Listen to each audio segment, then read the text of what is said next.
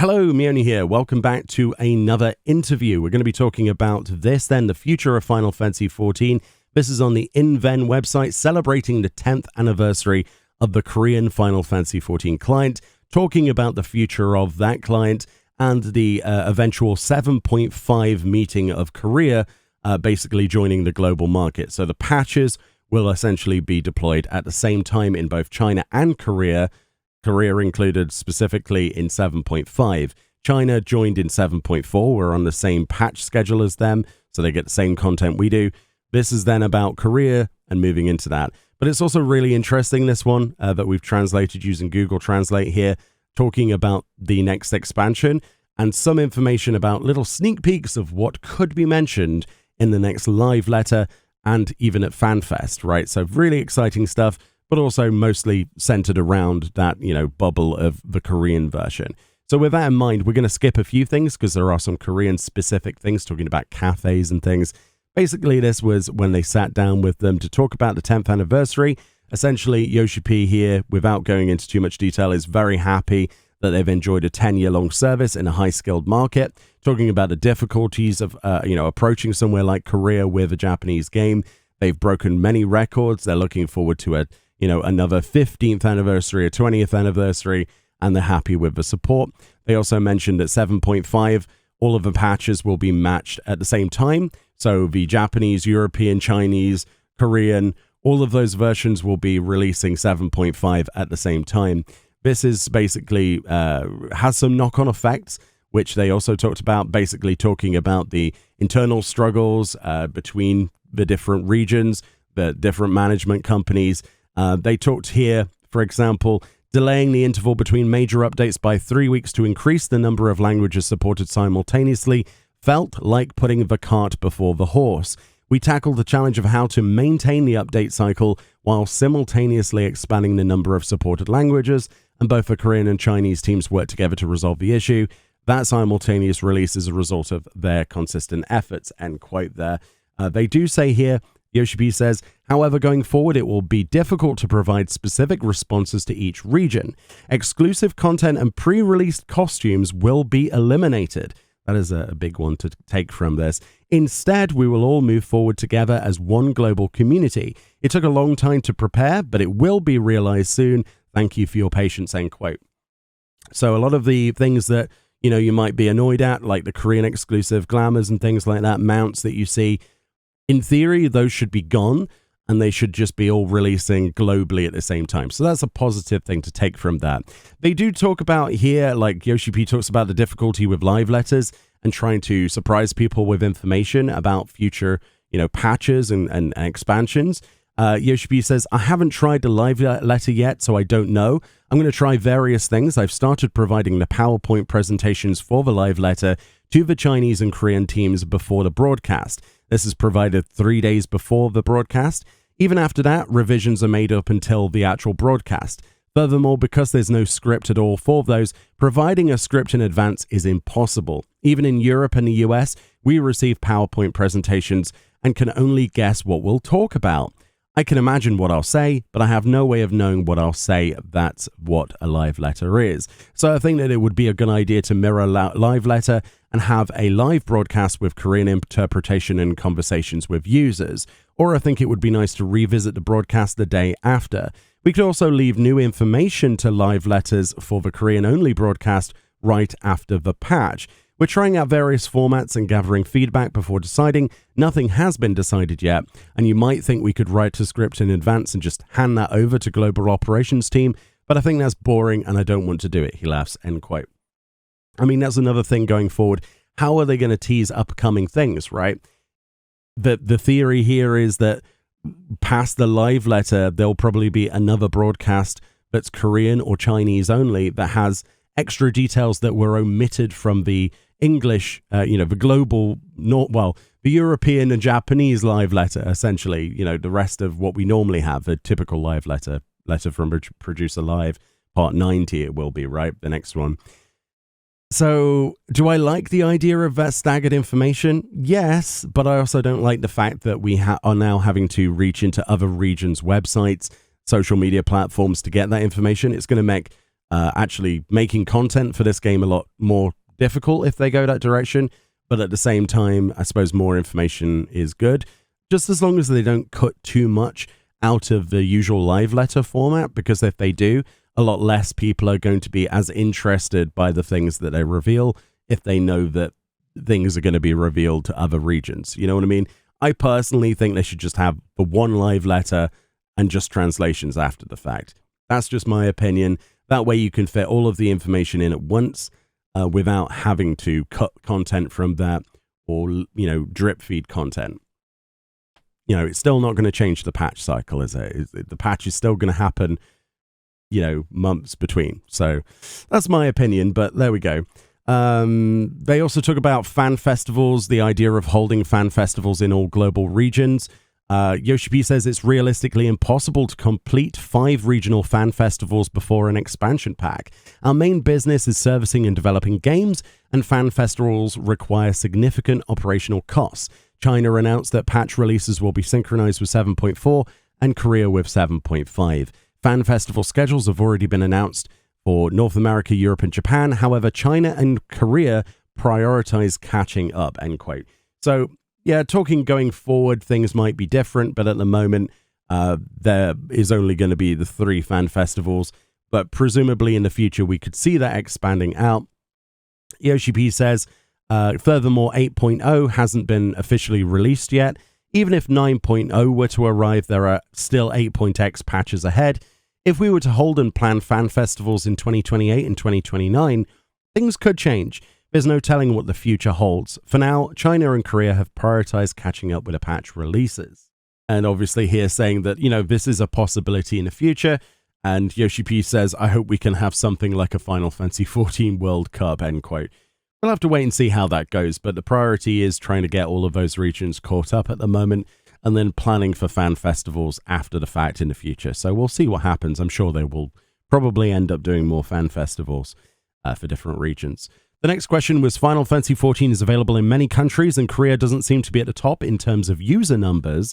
Nevertheless, we've been consistently providing services specifically for Korea. What does the Korean version mean to 14? Yoshi P says the long-held dream of a simultaneous updates for the Korean and global versions is now realized. I don't believe Final Fantasy XIV is divided by country. I view Final Fantasy XIV as a single global community. I always keep this in mind. Even within a single gaming community, growth environments vary by region. Entertainment, food, and trends vary. Real society itself has a distinct characteristic across countries. To ensure the massive Final Fantasy XIV community resonates with each country, we're actively collaborating and partnering by examining trends and user preferences. In other words, the operations team identifies and prioritizes what users will enjoy. That's our current policy. When conducting marketing or campaigns in each country, we don't focus solely on the number of users in that region. Instead, we prioritize how to expand from there, end quote. So basically, 14 is seen as a global thing already. And what Korea offers the 14 community is obviously another subset of people to join that community, that global audience. But obviously they have to tailor things differently in terms of marketing and, based on how players play the game, right? If that's through internet cafes or if they're playing at home, these regions do differ quite drastically, as I'm sure you're aware watching this or listening to this. So it's not really, too much of a stretch of the imagination to guess that they would tailor things differently. But 14 itself is seen as its own entity. So Korea is just adding to that, and it's just the marketing that's different. Many young Korean developers come to listen. Do you have any advice for them? Yoshi P says, I tend to decline corporate speaking engagements, but I try to give students whenever possible. I'm here thanks to many senior colleagues, and I also want to give back. I always ask people who aspire to enter the gaming industry what they want to do. There are many different roles within a game industry, and the specialized knowledge, motivation, and approach required for each role will vary greatly. That's why I first ask them what their goals are, because I need to understand that before I can offer advice. One common piece of advice I give is to play a lot of games, regardless of your profession. Don't limit yourself to your favorite genres. When approaching and developing games professionally, you can't necessarily create the games that you enjoy. It's not professional to lack knowledge of a genre just because you don't like it. That's why I advise them to play a wide variety of games across a variety of genres. Another piece of advice is to avoid leaving a simple impression after playing. Even casual players can have a simple appreciation for a genre. If you thought it wasn't fun or not very good, I hope you think about why. I hope you consider the reasons behind your thoughts from various perspectives, including technical ones, and then develop those insights into your own skills. Game developers don't need to study anything else. If you can play a lot of games, analyze their strengths and weaknesses, and practice accordingly, I don't think the gaming industry is that difficult. I also strongly recommend learning English. Korea has a strong language proficiency.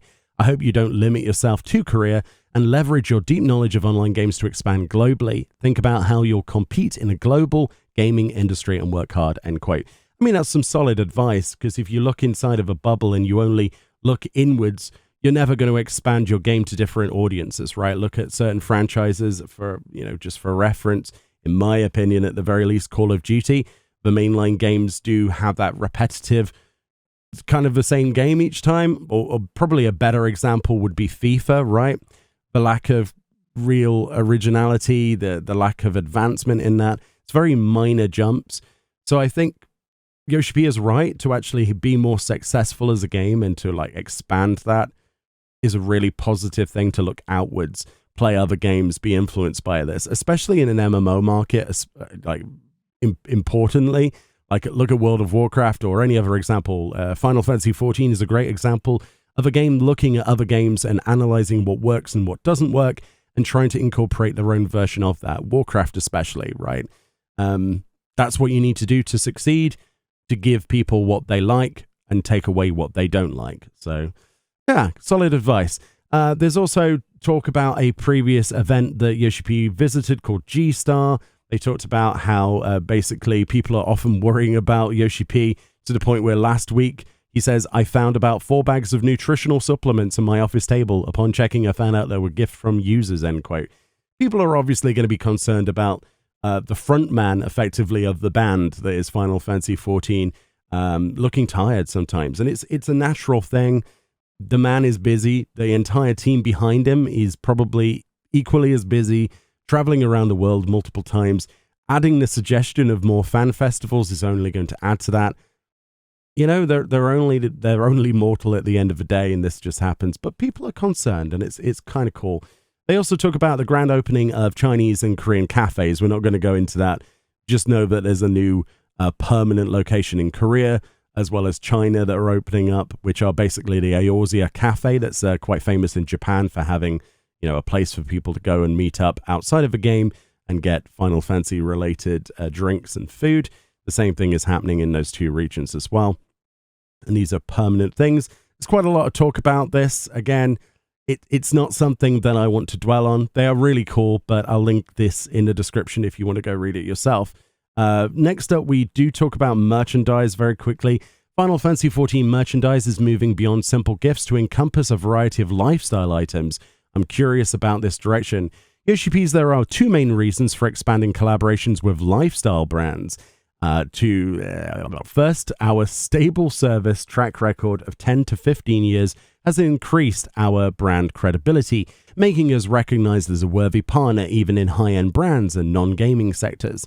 Second, successful examples like the global Puma collaboration and the Japanese Isatan pop-up store have resonated wildly, expanding opportunities for a collaboration with partners that were previously difficult to approach. Since all of our merchandise managers are Final Fantasy XIV players themselves, we never create products that we find unappealing.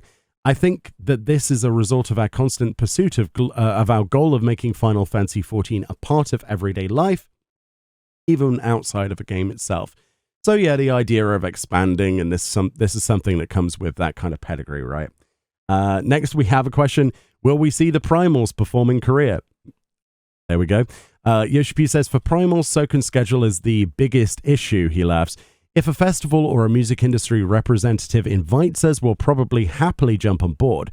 I don't think we can achieve this on our own. A previous live tour included Taiwan, where there were live houses. I don't know what that is.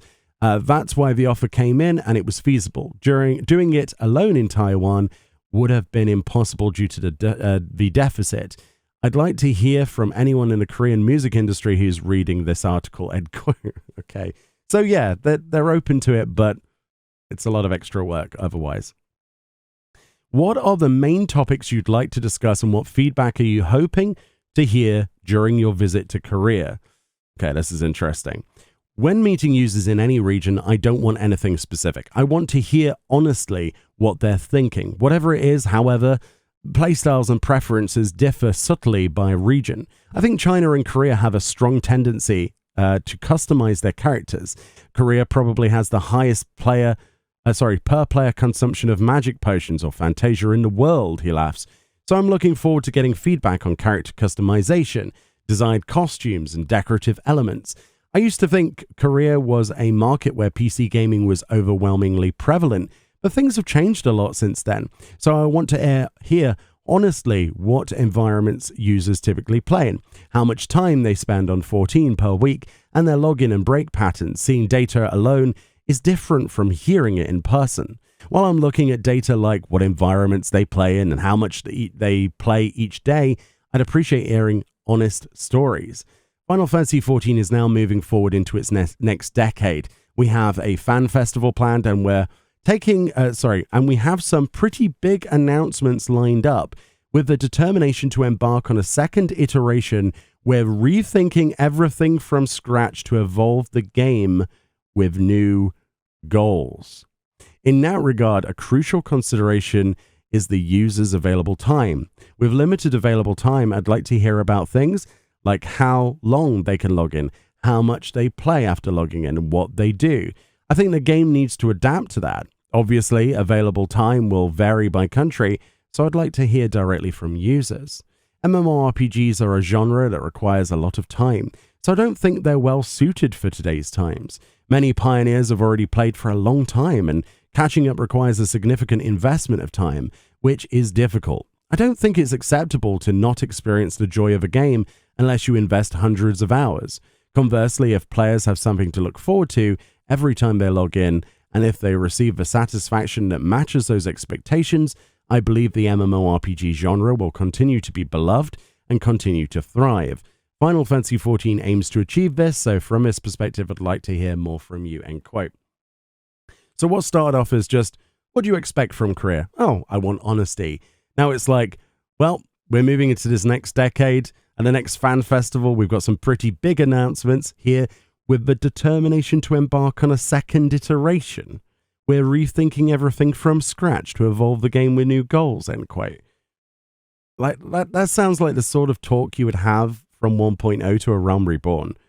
Maybe we're reading into that too much, but how significant are we talking, and why are we talking about how much time people have to play each day and making it more accessible is the answer? I'm worried. I'm worried about that. I could read into that paragraph too much, but I would really, really like to see what other people think of that, what they think the direction of the game is going to go in. Very curious as to what FanFest has got cooked up now. Even more excited for that. Yeah, very, very excited for that, in fact. Could have a potential to change the game completely, like forever, to suit all audiences now, especially bringing Korea and China into the fold to the same patch cycle. It's going to be very interesting to see how our game changes. Yeah, but how do they iterate change without, annoying people? That's going to be tricky, isn't it? That's going to be tricky. The MMORPG genre's dilemma, they say in this next question, is that it requires a lot of time compared to the reduced player disposable time, which is a huge burden. Having run Final Fantasy XIV for a long time, you've clearly seen and experienced these changes more clearly than anyone else, which is why you mentioned earlier that you want to make changes in this regard. Could you elaborate on your thoughts on these changes? Yoshi P says, it's difficult to give specific examples, but I'll try to be as specific as possible. In the past, MMORPGs were built around repetitive tasks, known as grinding, and time-consuming gameplay. However, things have changed since World of Warcraft and Final Fantasy XIV as well. For example, Final Fantasy XIV adopted a game's design where, no matter how busy you were, you could still manage to collect 450 elegant tomestones per week. Furthermore, the two major updates were considered seasons. significantly increasing item levels. This means that even if you took a break for about 6 months and returned, you'd quickly catch up with everyone else. This is a significant departure from past MMORPGs. Final Fantasy XIV's design up till now has been about keeping players engaged, even if they play for short periods of time. Where collecting 450 slates is readily understood by longtime 14 players, it's difficult for newer players, particularly those coming from smartphone-based online games or newer titles, to understand what happens after collecting 450 of those tomestones. It's difficult to grasp. From here on out, I'll just give you an example. When logging in, the game asks users questions like, do you have only 2 hours to play? Do you want to get stronger today? Do you want to enjoy the story today? Once they make their selection, it suggests a playstyle. Current MMORPGs like 14 rely heavily on players themselves. They decide how to play within this game. Therefore, while we're exploring ways for the game to suggest activities they want to pursue, help them find them, and provide clear guidance on what fun content they can do with their limited time. Given the limited time players previously mentioned, I believe we have a clear path forward. In that sense, my current goal is to evolve the service. To put it bluntly, even 450 elegant tomestones might not be particularly meaningful to those who don't care about item level. Therefore, we could consider exchanging them for mounts, attractive gear, and other items. Okay, I'm interested. I believe these things, which have been taken for granted until now, can be taken to a higher level in online game services and entertainment, and that's why I'm currently considering this direction. I hope to realize this in the near future. However, I'll stop here because I think anything more than that might be a hint to competitors. End quote. So the game is changing. They're looking at how players on smartphones, that's kind of like, it's a whole you guys have phones, right, kind of thing, isn't it? It almost feels a bit like that. But at the same time, they're looking at that market data and seeing that people are actively playing on their mobile phones. There are mobile phone versions of even their own game, let alone other games. And a lot of people don't have the time to do things, more catch-up mechanics maybe, but also the idea of having the availability to get other things from tomestones, even if you don't want to do item level upgrades. I quite like that idea because then you've got something else to reach for. I mean, I will say that because that's the sort of stuff I like to collect right in the game, but it's interesting. I don't know how I feel about looking at a mobile user data and going, yes, let's go that direction, or, you know, any direction close to that. But again, without putting words in Yoshi P's mouth, which I'm not I'm not trying to do here, reading this, I'm very curious, and I can't help but think, please no mobile. Maybe I'm just an old-fashioned person, but please no mobile iterations in our game beyond what we already have. But we'll see. Yoshi, the next question. I think Final Fantasy XIV's greatest strength is its community. What do you think is the reason for such a strong community structure? Yoshi P says, while it's true that we've wanted a healthy community from the beginning, it's not something you can create just because you want to. Looking back, there are a few reasons why. First, the original 14 started out as a huge failure. Despite that, players continued to support and help each other, and the development team supported players in any way possible. I believe that mutual commitment at that time became the foundation and the foundation of the game. Second, we've been as honest as possible with our users. We've been transparent about what's working and what's not in development and operations without hiding the reasons. We've listened to user feedback honestly, and we've also been honest about our own thoughts. Mutual understanding is a huge factor. I hope there's no misunderstanding, but I think whether the monetization model is subscription or free to play is also important. Final Fantasy XIV has an official forum, and posting on a forum requires a monthly subscription. Because players love their characters so much, they don't want to be judged negatively for making careless comments. Because they're connected to the character, they think twice before making a statement. I'm not saying the free-to-play model is bad. The fact that it's free-to-play means the number of players is overwhelmingly large, and that increases the potential for conflict. Without the two factors mentioned above, it can be difficult for a community to unite. The biggest factor is that Final Fantasy XIV is a game where each player is a protagonist. Many players take pride in their role as protagonists thanks to their in-game experiences. But gameplay and story are deeply ingrained in each player, which likely contributes to the formation of a strong community, end quote. I don't know, man. I'm starting to think of like free-to-play models now. I think the reason that, personally, I think, yes, the community is the most important thing, but me reading this, one of the biggest reasons why Final Fantasy XIV has kept its sort of premium sort of situation for so long is because it's been a sub-game and that you are paying monthly for effectively a service to be at a certain level to avoid things going in the direction of pay for convenience on a cash shop or pay for, or even leaning towards a more pay to win direction. So, pay for cosmetics is where it's at the moment. Are we going to see a flip to free to play? Personally, I don't think so. And I don't think that's going to go that direction. But the whole looking at how the mobile infrastructure works for video games, looking at other MMOs and going, mobile and free to play, all of these little buzzwords are buzzing around in my head, especially when they're talking about big changes for FanFest. I personally hope it doesn't go that direction, but I'm still excited to see what they do. But I have faith that they're not going to, push it this direction, because I don't think that a free-to-play model probably wouldn't work for this game, in my opinion. You might disagree, but I think it would take away more than it would give. But that's my opinion. Let me know what you think about that. And finally, why do you think Korea maintains such a strong community despite its small population? Yoshi says, I don't think the number of users is small in today's world of monthly subscription MMORPGs and games focused on fantasy elements. Today I mentioned that Korea has a truly passionate user base. I'm truly happy and grateful for that. I'm not sure of the exact reason, but if I had to pick one, I think it's the hard work of the Korean operations team. Another example is the official band song, which features a time-stopping gimmick. Korean users were the first to initiate the animation of stopping all cheering sticks in time with a time stopping. This animation is spread worldwide, and now, no matter which country we perform in, users worldwide stop their cheering sticks when the song plays. I'm always grateful to Korean users for the idea and passion, end quote. Yeah, I mean, it's cool, isn't it?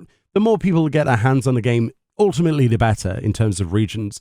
The thing that obviously is a concern is the development of a game going forward, changing things up in a big way. Like, I think that if they want success, Final Fantasy XIV needs to focus on its story writing and push a really good story narrative. Then more people would be engaged. It's a Final Fantasy game at the end of the day. The content is very important as well. Obviously, that's like, I think, in my opinion, Dawntrail has had a fantastic set of duties. The Arcadian is some of my favorite content that's in the game in terms of Savage. I do think that it's an interesting future, basically. They've got a lot to really explain. This whole discussion about elegant tomestones and a mobile user who came to the game wouldn't know, what that's all about.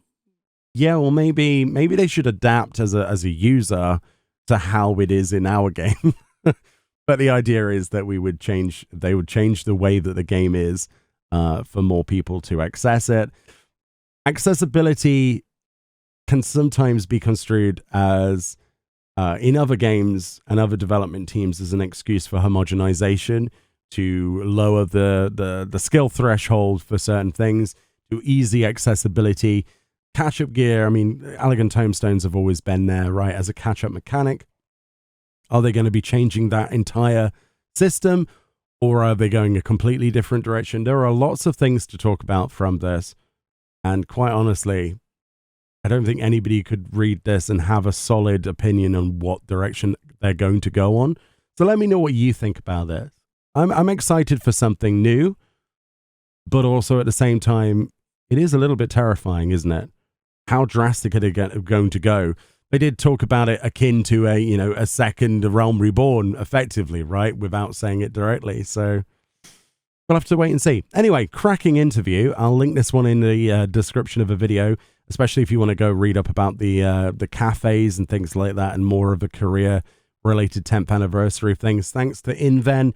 Again, link in the description. But yeah, hopefully that was interesting, and I interested you for a couple of minutes whilst you're on your commute or wherever you're going. Anyway, much love. More videos, actual videos on the way this week. and I'll see you all next time. Bye-bye.